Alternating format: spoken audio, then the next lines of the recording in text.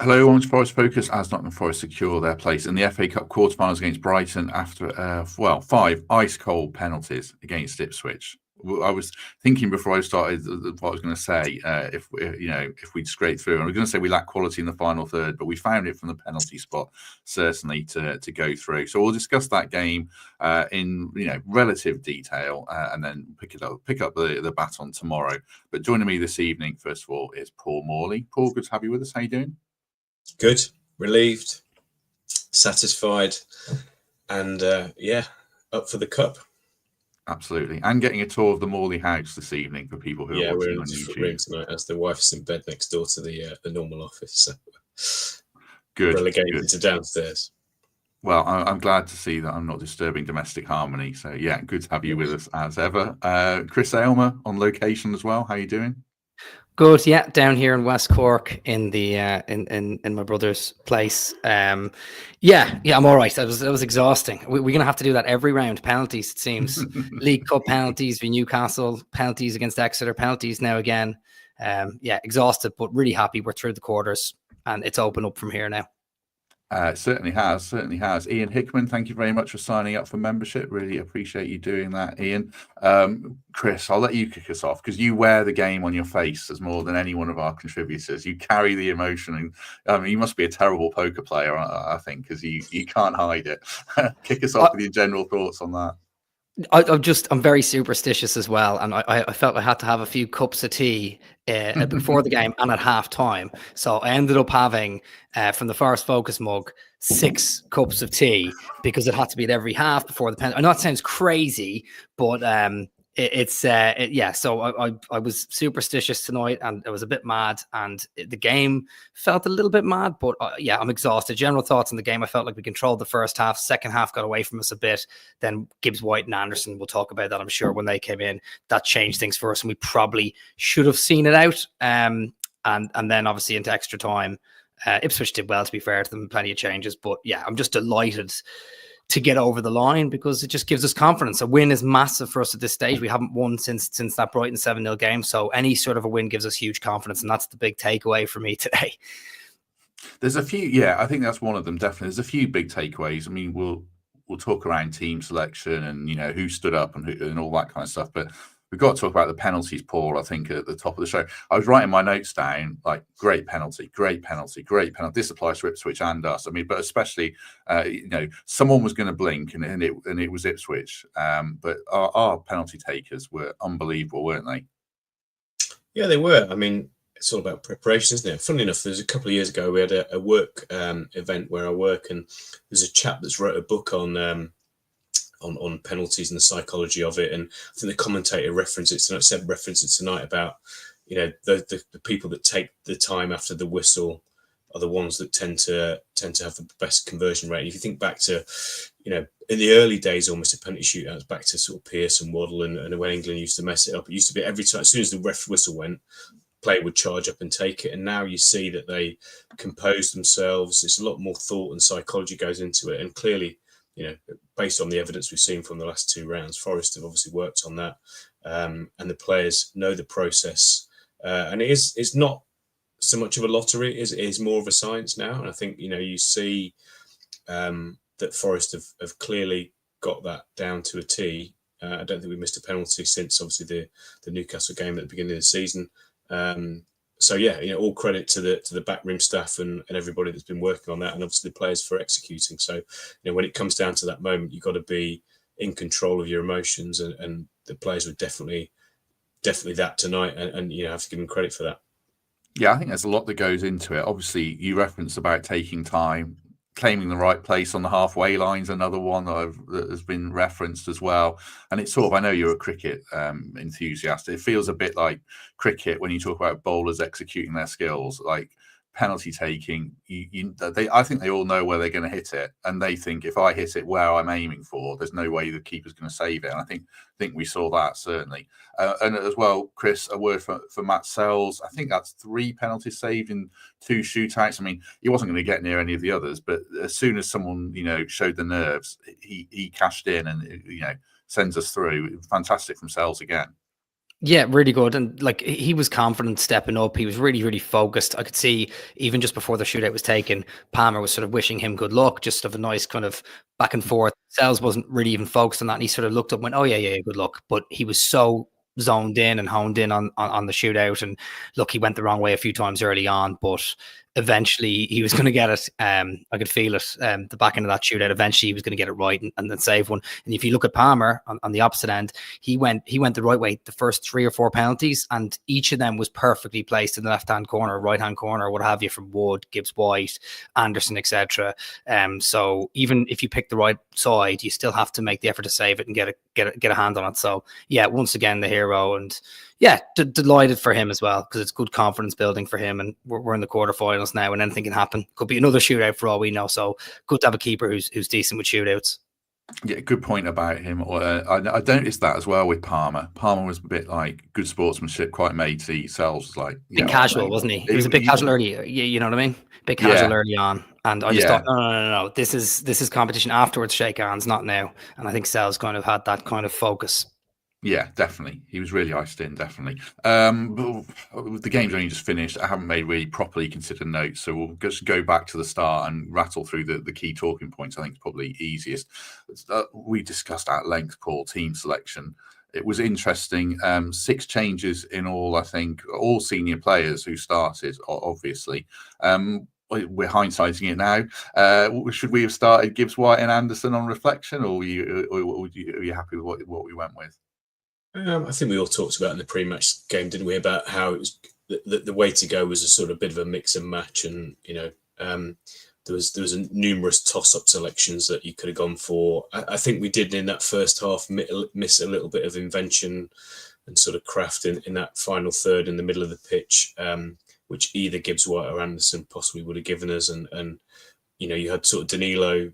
It almost felt like Yates was the most furthest advanced of the 3 in that first half, and obviously we know the qualities that Yates has got, and we'll come on to, I'm sure, at the end of the game, and arguably he was probably my man of the match contender. But that he to play in that sort of advanced role is not really his main forte. So yeah, we did miss a little bit of that in the first 60 minutes before Morgan and Anderson came on. And yeah, with hindsight, we obviously maybe could have gone with one of those 2 in the starting 11, and that might have meant that we would have made the most of our superiority that we clearly had in the first half, and just let that sort of cutting edge. But yeah, it's easy in hindsight, isn't it? Obviously, Nuno, thinking about Saturday, and you think about it in hindsight that had we managed to nick it in 90 minutes, we would have been going into Saturday with the likes of Morgan and Anderson very fresh, as it's turned out. They've played 60, 70 minutes. You got the 2 wingers have played 120 minutes, and Hudson-Odoi and 110 minutes in Langer. So that's possibly a bit of a concern for Saturday, but I think we just park that for now, have a day off tomorrow, and enjoy the fact that we've got through tonight. So yeah, selection-wise, I don't think we have too many grumbles. I think we all felt it was a mix and match was the right approach to go. Like I say, there's a number of toss-ups, and wasn't too concerned with the 11 that he picked. Yeah, he picked the team I roughly wanted to pick, so I'd be, unfair if I stuck the boot in. And I think Gibbs White was in my team, but not Anderson. But it should have been a team that probably had enough. We'll get into maybe why it didn't shortly. Thanks very much to Lee for saying like and subscribe, everyone. If you would, that'd be great, and great to have so many people with us quite late in the evening after another long game in the FA Cup. Just before we get into the game, I'll just mention the Sam Perkins tribute was really good, and Seb Hutchinson flagged it really well. So well done to the club for arranging it, and it was really well observed by the fans in the ground. Our best chance of the first half, Chris, was probably the Sangare header, which leads us into Sangare, because I can see this is going to be another week where we discuss Sangare and midfield and all that kind of stuff. What did you make of Sangare and the midfield in general in the first half? Was it the right balance, or did we need to do something a little bit different with those 3? Well, I know I messaged you and you mentioned to me that there was a couple of loose passes from Sangare, and yeah, like there was, but I think in general that first half I was kind of okay with. I felt like him and Yates were putting good pressure on the defenders. There was a couple of moments where Yates and Sangare were pushing high up, and Ipswich were forced out, and they were losing throw-ins high up in their third of the pitch. And then like even there was another moment early on in the first half. I think Sangare lost the ball, but then he won it back and harried and hassled. I just feel like maybe that first 15 minutes of the second half, he ran out of legs. And that was for him specifically. I felt like, geez, he needs to come off the pitch here. That first 15 minutes of the second half, and he did. But the first half, I thought he was all right. I thought he was controlled. His header was a little unlucky. I thought he was decent on the ball. He looked a little sharper than more recent times. Coming back after the injury, he looked quite sharp. Obviously, he's not playing in Exeter either, so he's getting closed down by albeit second string Premier League side in Ipswich. But I thought he had a reasonably good first half, if I'm honest with you. A couple of loose passes, but other than that, he was good. Yates was really good. And Danilo, he was touch and go. He had a good effort on goal. It's hard. I can't really define sort of how he worked. There was a couple of really lovely long balls over the top for Taiwo and Alanga, but other than that, good energy. Again, coming back from a serious injury, so I'm not going to go too hard on him. But I felt the midfield was all right first half. It was just that first 15 minutes after the half time that I thought, geez, we need to switch things up here, and we did. I think Sangare, I think I said loose moments to you. Like, his passing was good. It's just he has these moments where someone beats him or he looks a little slow. But I thought he had a good first half, and I thought the subs were right at the right time. He's good. He hasn't he did well. He didn't convince me he should start ahead of Yates, though. It's probably my takeaway. And Danilo looks like a player who's feeling his way back. I mean, for me, Paul, I thought probably Danilo and Yates maybe need to play a bit further forwards or something in that first half. But what did you make of probably Sangare and Danilo more? Did any of them made their cases more for you or not? I think Sangare did pretty much what was asked of him. If he played that deeper role and protected the back four pretty well. I don't think they really had any momentum in that first half. It closed them down in the middle of the park pretty well, and he was relatively central to that. As I say, where we sort of lacked was someone in advance of that making a difference, producing a bit of magic. And it's not, as that's not a criticism of Yates or Danilo, because that's not necessarily their forte. So I thought Sangare did all right, and I think 60 minutes was the right time to change it up. Like you say, he and Danilo are both feeling their way back. I'm still yet to be convinced on the whole by Sangare. I still hope that he can be what we all want him to be. Whether we see that this season is probably the more and more the games go on, it's less likely we're going to see a barnstorming performance from him that's going to win the game, and where he really stands out and dominates the midfield. It doesn't feel like he's got that in him at the moment. Whether with another pre-season, I know we said this time last year, that he can become that player and start a season fresh, fit, and fully charged in 6 months' time. Who knows? We have to wait and see, or the club may decide to look elsewhere. So I think all options are open when it comes to Sangare. But as it is now, he's our player. We've got him to the end of the season. We've got to back him.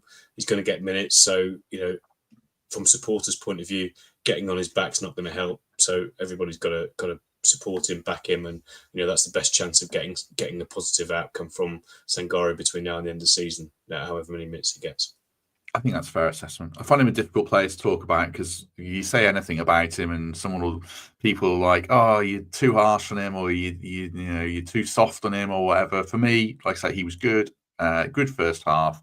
But probably I don't think anyone was above good in the first half. Him and Yates were good. But no one was amazing. Did you want to come in there, Chris, before? Yeah, I just think in general, if you look at today, none of the midfield really let us down. I mean, there was that moment between sort of 45 minutes and 55 where Ipswich turned it up and put the pressure on, and the midfield started to get a bit leggy. But the first half, starting midfield did their job reasonably well. I felt like we were in control of the game. I don't think we had most of the possession. I think we had like 47% possession, but we were in control of the game and territory, and the midfield did their job. And then when Gibbs White and Anderson came in, they were meant to give us a lift. And the two most injured players of this season, Sangare and Danilo, who come back, they were the leggy ones getting taken off. So I think most of the midfield did all right, and there shouldn't be too much of a pile on saying Sangare or Yates or whatever, or that little battle that goes on online. But yeah, I just think I think the first half was good, and it was Elanga and Hudson-Odoi linking up and Elanga inverting a bit more on the right-hand side, the two of them linking up to try and unlock things. And as soon as Gibbs White and Anderson came on, then they did their pitter-patter. But sorry, I just wanted to basically say there shouldn't be any arguments online because midfield did their job. Yeah, there shouldn't be any arguments online. It's a difficult thing to say about Forest Twitter or whatever, but we shall see. We'll probably pick that up tomorrow. I want to talk about the wingers. Actually, I'll get Paul's opinion on that shortly. Just before, though, a quick word for Trent navigation. Chris mentioned Saturday there, on the Saturday the 8th of March, with the early kickoff against Man City. The post-match show is with the Fun Boy 2. Free entry again. Barbecue and pizza kitchen if you want some food after we hopefully beat Man City. 80s and 90s club classics, bangers, anthems, and floor fillers, of course, with the Fun Boy 2. Right, the wingers. Nuno's really persisting with this thing of playing them, on the opposite sides to what we've seen. Paul, I mean, they both had good games, but I feel like Nuno maybe he's overdoing it a bit with that. What did you make of it? Yeah, I mean, there's a couple of opportunities, wasn't there, where Elanga cut inside and you wished it was Hudson-Odoi in the first half. I think there was a period in the second half where they did switch back again. To be fair, they made some really good combinations actually in the first half where they were both on the same side, and it seemed to be a deliberate tactic to sort of try and double up on their left-hand side, our right-hand side, and there was a number of nice little flicks in and around the corner, which just didn't come to anything, came to corners and things like that. But yeah, I think I'd like to see them both just be pretty fluid. They both can do a job on either side, and just keep the opposition sort of guessing. It would be my take. I mean, Hudson-Odoi, we know we had that opportunity, albeit from a corner in the second half where he clipped the top of the bar, and that's where he's at his most dangerous, where he's cutting in from the left and shooting. So yeah, I think it's good to experiment. We'll see between now and the end of the season. Hopefully, God willing, they both stay fit, and we can just mix it up from right and left, and they can keep the opposition guessing. One thing I will say, Richard Ottaway just mentioned in the comments that I need something stronger.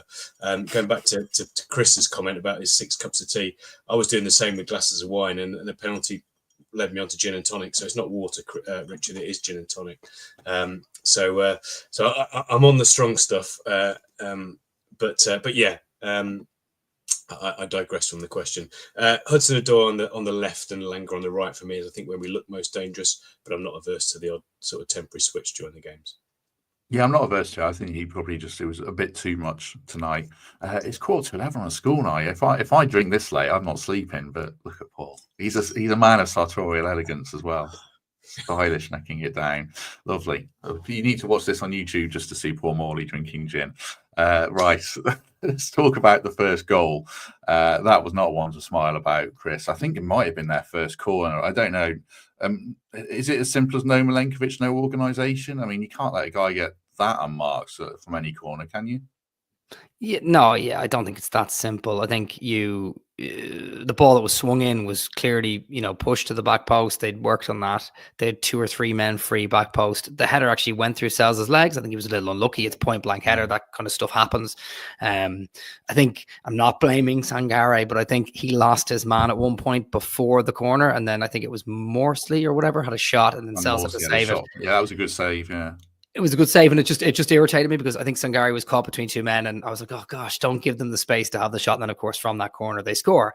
But I think the blame really lies with that set piece defending. It wasn't good enough. We've got better at it in recent weeks, particularly against Arsenal. They hammered us with corners, and it was just disappointing to see because it seemed to be such a straightforward corner into the sort of deep area of the 6-yard box, and man back post header, and there's not much really the keeper and defenders can do. They're all on the line, struggling to try and get that ball out, and it just goes through Sels' legs. It's a bit unlucky, but yeah, bad set piece defending. And yeah, it just annoyed me. And the more I watched the replay, the more annoyed I got. And then I was thinking, you're in that zone. They've scored the goal, and you're sat down thinking, oh gosh, we've got another 30 minutes to turn this round. Not only just get a goal to go level, but actually win the game because we want to go through. And just poor organisation, but not down to Milenkovic. I think he would have helped, of course, but I think it's just one of those. We just bin it, move on, reset, go through it with the training ground team, and then figure it out from there. Yeah, I think I need to watch it back. Simon says about their blocking off was good. I'm not sure Hurst was ever marked, or if he was, who was meant to be marking him. He was so free. O'Shea was doing a little bit of dogged work in the middle of our goal. I don't know if he was holding Yates Praise or the someone. Irish lad straight away. Yeah, no, I'm not praising him. No. When it's against Forest, they're my enemy. So, no, O'Shea was he was doing a bit of dogged work in the middle there. I saw him. I was actually complaining about him the whole way. I was at the first Ipswich game this season, and I was going, O'Shea, go after him. In that game. So yeah, if you're playing against me, even if you're Irish, you're my enemy until after the game. But yeah, no, I thought he was doing. There was a couple of those players in there. O'Shea was one. I don't know if Greaves was the other, but they were dragging Yates in the middle of the sort of the goal line and dragging us out of position, which was frustrating. But yeah, it was poor defending from that set piece. Yeah. We did get level from a set piece, and we'll talk about the influence of Gibbs White and Anderson, but just boxing off our equaliser. I thought our corners were a real mixed bag tonight, Paul. Probably not a particularly good one. Overall, not particularly good, but we do come level from, I think it's a second ball. Elanga puts a good ball in, and Ryan Yates could have had 2 tonight, couldn't he? Yeah, I mean, I've written down, I thought Elanga's his dead ball delivery was a bit mixed tonight, but clearly that ball that he whipped in for the actual goal was a bit of quality. There's a few times actually where I thought we could have got the ball in earlier, and there's one particularly when Wood came on that sort of recycled. Yeah, he was annoyed about, wasn't he? Yeah, and he called it out. So I don't know whether that's a confidence thing or whether it's just a game situation. It's a question of wanting to retain the ball and not give it away and not be too hasty to get it in the box. But yeah, set pieces were a mixed delivery. I mean, obviously the goal was a well whipped in ball, and we were sort of quite fortunate that their fullback, their right back, was 5 yards behind everybody else and played Yates onside. And then obviously for the second one where Yates nodded it in, we weren't so fortunate, and they'd all stepped up in a line. So, but yeah, credit to Yatesy for getting in there both times. In the right area. We've seen him do that so many times in the past. Particularly in the Championship, and it's quite difficult, isn't it? Because he's had a number of opportunities since we've come back in the last 2 or 3 years, where he's had headers go right back to that Spurs game at home in the first few weeks of the first season, where he had a golden chance to score the header, and he had a few more since then. He just kind of didn't quite make the right connection. But tonight, was there when it counted. Similarly against Luton in the first round or third round this season. So he's. Yeah, it's good to see him getting in goal scoring positions. Obviously scored against Newcastle the other week, and I think that's when he's, that from his confidence point of view, he obviously does a lot of stuff, a lot of good stuff in the middle of the pitch. But we know that he can be a goal scoring contribution as well. So for him to get on the score sheet tonight was, I think, a really big positive out of the game. And he's going to play a part between now and the end of the season, whether he starts next week against City or whether it's in the weeks after.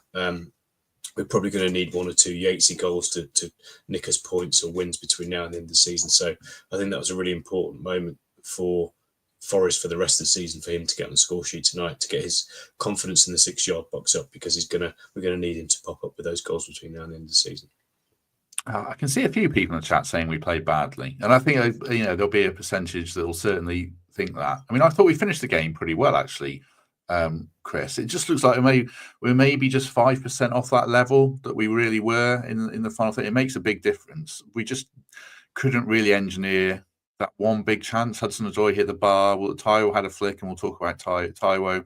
But it just wasn't quite happening from open play tonight. No, I think first half we were pretty blunt going forward. We were in control of the game, but we're pretty blunt. That first 10, 15 minutes of the second half, Ipswich responded and they got their goal during that. And then as soon as we threw Gibbs White and Anderson on, it changed the game. And I felt like for the rest of the game, we looked the most likely to win it. I think Ipswich had a spell here or there. Beginning of extra time, Ipswich had a little bit of a spell where they put a bit of pressure on us.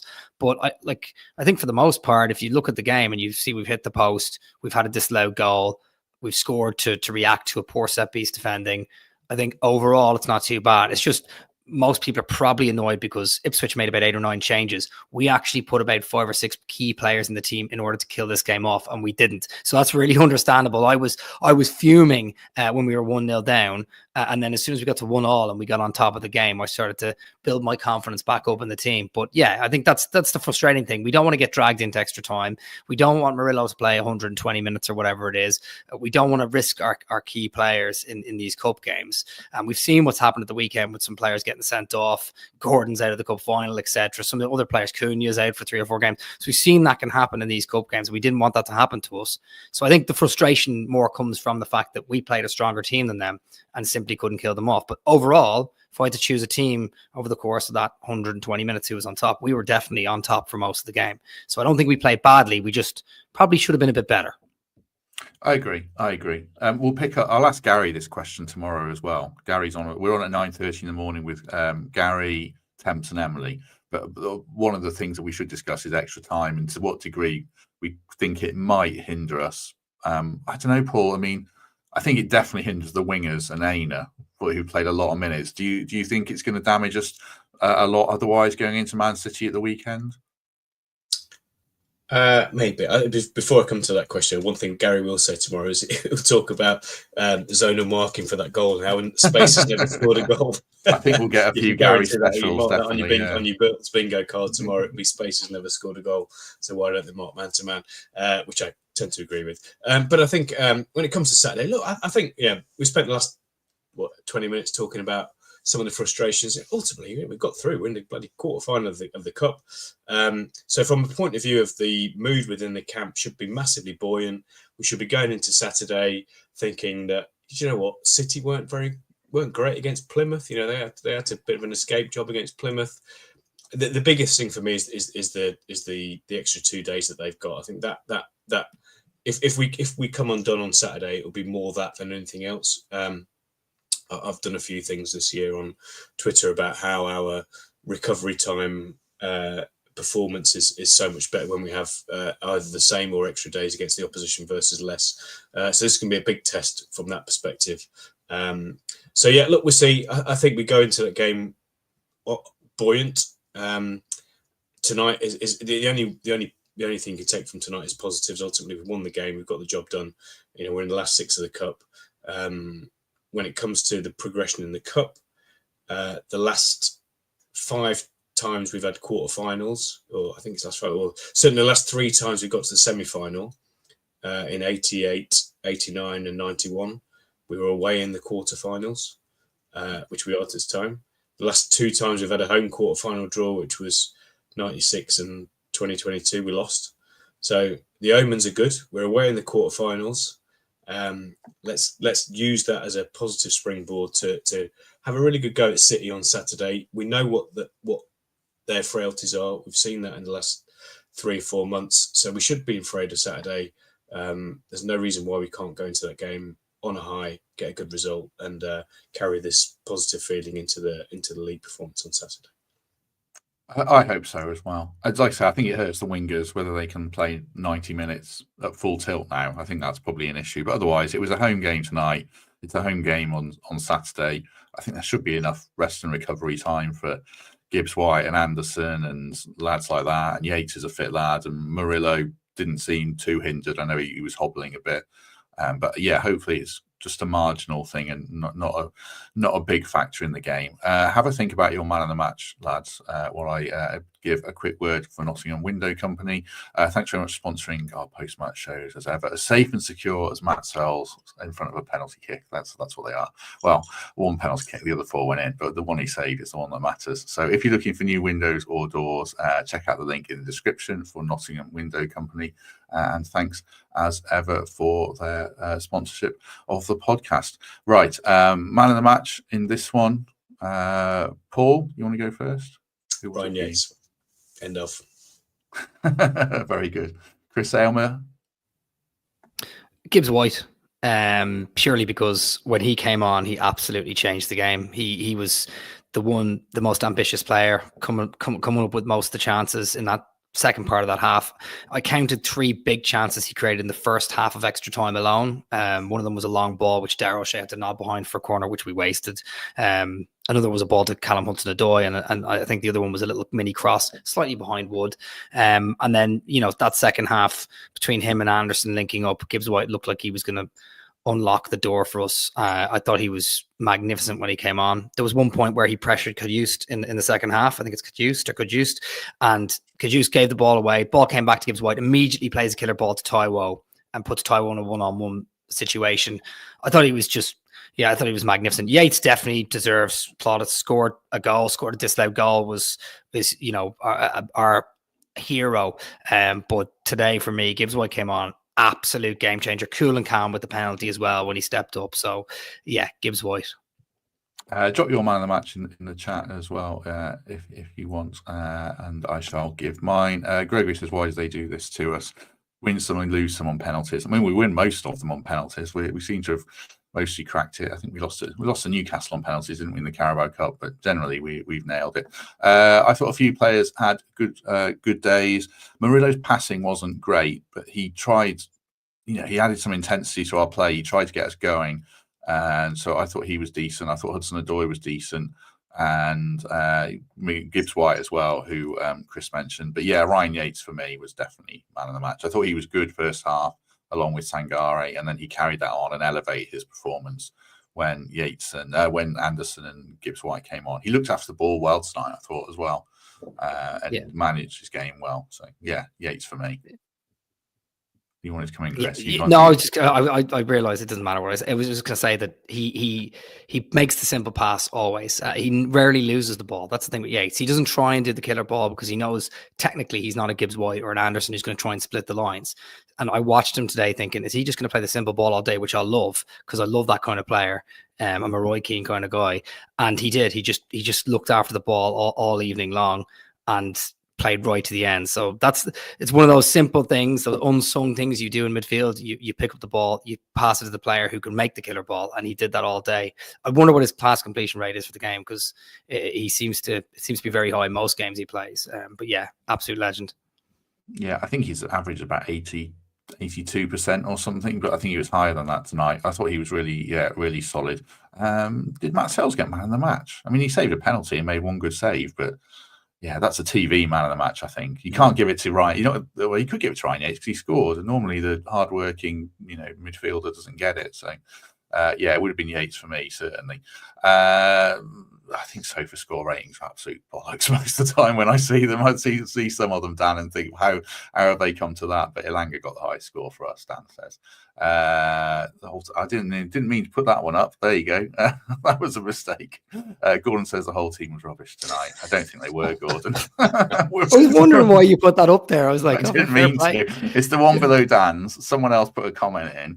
So I'm going to blame James Mercer. He put a comment in and it bumped up. It bumped up Gordon's comment. Yeah, Morato was solid, James. I hope you feel bad about that, James, for making me put up Gordon's comment. Right. Just before we finish, then obviously we were playing Brighton in the next round. I think it's a good draw. You're not going to walk your way to Wembley.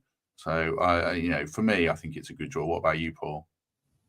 Yeah, we avoided City and Bournemouth are probably the two that you want to avoid. So yeah, look, anything can happen. I mean, we've had two good results against Brighton this season.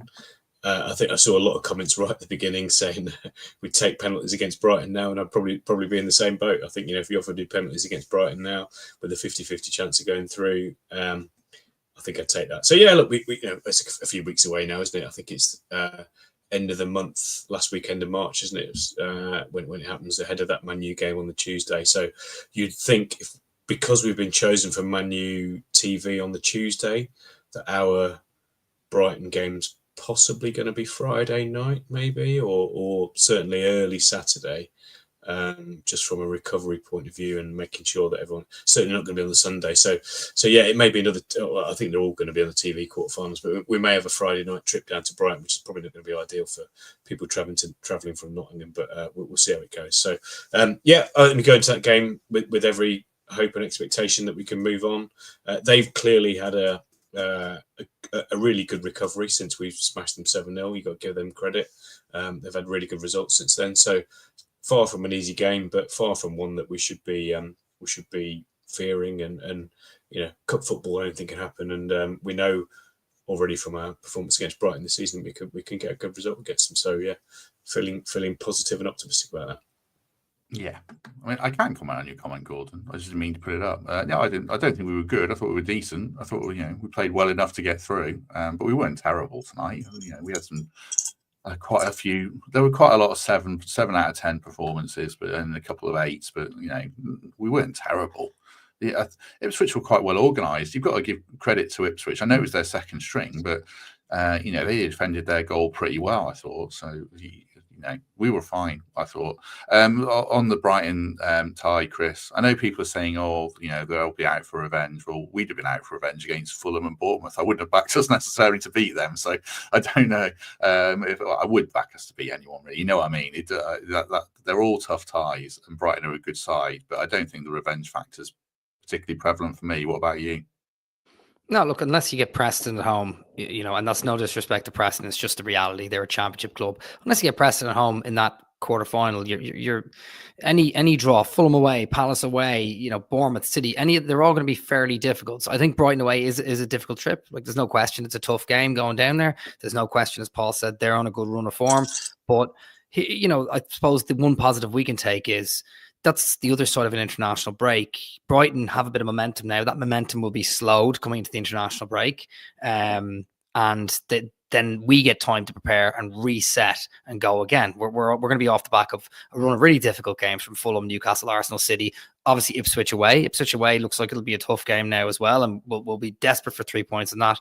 So I think that international break might stall Brighton's momentum a little bit and then reset us for running. We're usually pretty good in the running as well. I think Nuno, as Paul alluded to there, whenever we get a bit of a break or a rest, he resets quite well coming off the back of an international break to start again. So look, there's no fear. We go down there. They're going to be desperate to get to the semi-finals on a Wembley spot, just like we will.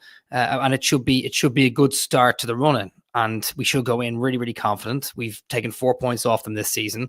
And yeah, well, I think we can go there and beat them. So I'm not fearing it. This is FA Cup time in the quarterfinals. You're going to end up playing big teams. You can't cruise through like Man United normally do in the domestic trophies. You have to play the big teams at some stage. So yeah, look, I'm not fearing the worst. I think it's just an exciting game to come back to after the break. Thank you, Peter, as well. Great to have over 500 people with us. Gone 11 o'clock, so I appreciate that. As Peter says, do us a favour and hit like and subscribe. Just one final thing before we start wrapping up, Paul, as well. I was just thinking while Chris was talking there, and I was listening to him as well. We're at that stage of the season as well now, aren't we, where it's only really results that matter. Performances are not quite as relevant now, I think. You just got to grind out results. We've seen that within games. I think Fulham ground it out against United yesterday, and a lot of things like that. There's very few teams that you look at, I think, are playing really well now, like maybe Palace or someone like that. It just feels to me like it's all about performance now. What do you think? Results, not performance. Again, it depends whether we're talking about Cup now or whether we're talking about the league situation. But just focusing on the league situation for a minute. I mean, obviously, it feels like lots of stuff has sort of closed up behind us, but all those teams have got to play each other. Nobody can keep winning. I mean, and if somebody does go on a winning run, it's going to be the expense of 2 or 3 others. So, we're still very much in the box seat when it comes to the league side of things. Cup-wise, we're 1 game away from Wembley, and again, obviously, we've got another European contender to face in that stretch where they're going to be in the same boat as us. Brighton are very much fighting for European place, so they've got tough games between now and then before we play them, and that will take its toll on them as much as we'll have a toll taken on us. So if we can keep our key players fit, and that's going to be the key thing between now and the end of the season. We saw the difference that Gibb White and Anderson made when they came on tonight. They are those two plus Milenkovic, who had a rest, Murillo, Wood, and probably Aylmer. Those are the 4 or 5 players, and arguably the 2 wingers. So we're getting 6 and 7 now, but we just got to keep our key core strength of the team fit, available, and we should fancy ourselves against anybody. Be that cup or league. So we've got nothing to fear. We've got a great opportunity to make some history this season, be it cup, league, or both.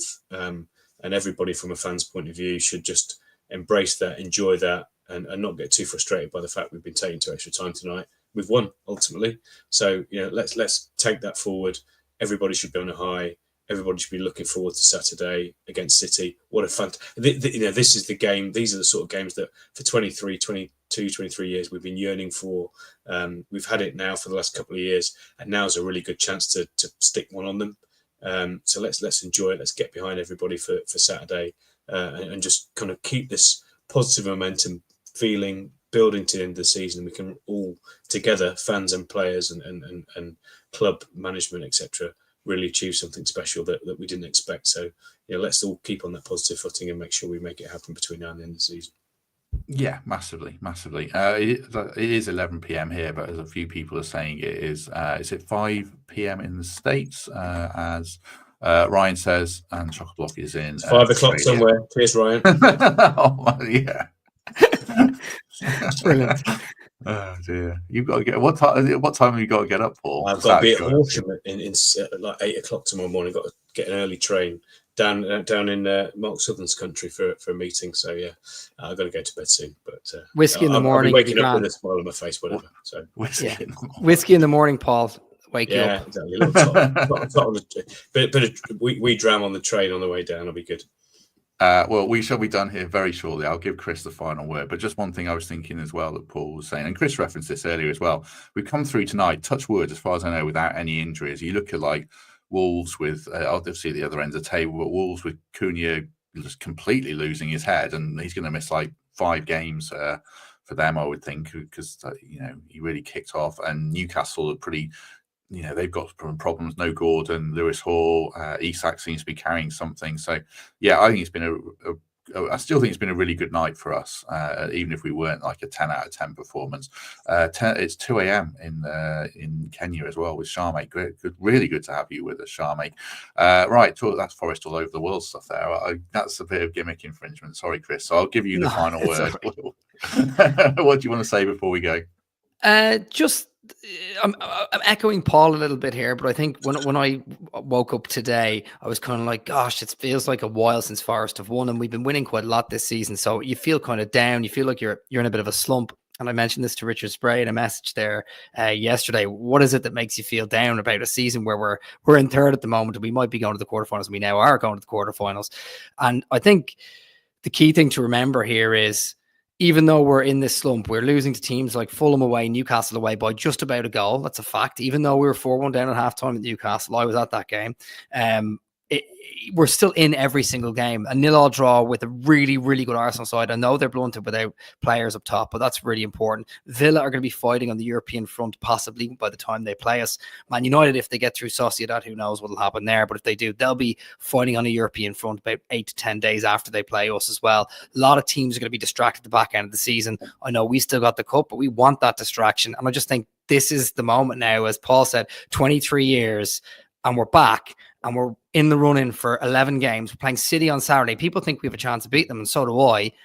And we're in the quarterfinals of an FA Cup where there's no Liverpool, no Arsenal, no Chelsea, no Man United, no Tottenham. So it's all opened up for us. This is an exciting time to be a Forest fan.